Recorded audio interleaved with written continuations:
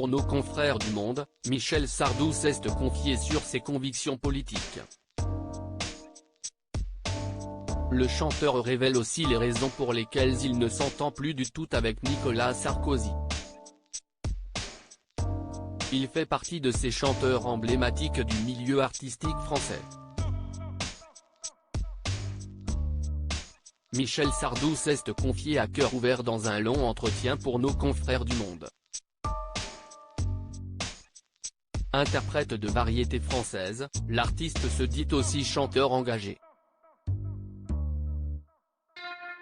J'ai écrit les ricains après avoir vu le drapeau vietcong flotter sur la Sorbonne, ce qui m'a fait mal, confie-t-il, indiquant qu'il s'est emparé des sujets de société qui provoquaient une émotion au-delà de la politique.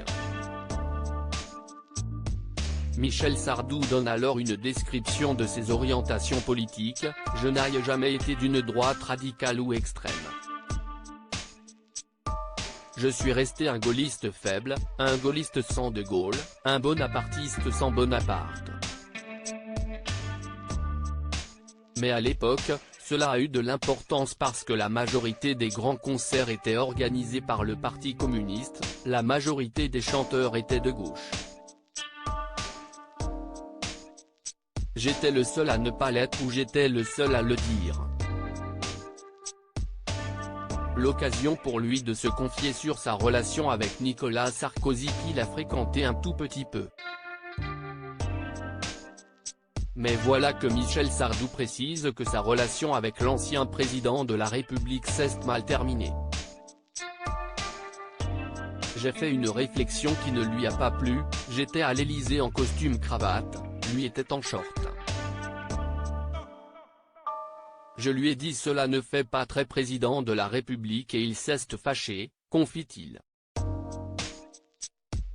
Un souvenir qu'il garde en mémoire, comme les reproches que certains lui ont lancés lorsqu'il sort la chanson Je suis pour, en faveur de la peine de mort. Si est normal parce que je ne suis pas allé au bout de mon idée. En effet, je voulais parler de la vengeance d'un père et non pas de la justice. Je suis d'ailleurs complètement d'accord avec Badinter, la peine de mort n'a jamais fait reculer la criminalité, indique-t-il. Michel Sardou, toujours très franc sur ce qu'il pense, indique ne jamais avoir eu de vraie éducation politique. Je n'avais aucune. Enfin, mon père était gaulliste. Il avait fait toute la campagne d'Afrique du Nord. Quand De Gaulle passait à la télévision, il se levait et l'écoutait debout. Le chanteur, qui se qualifie de tête de mule n'hésite donc pas à dire tout haut ce qu'il pense, quitte, parfois, à froisser certains.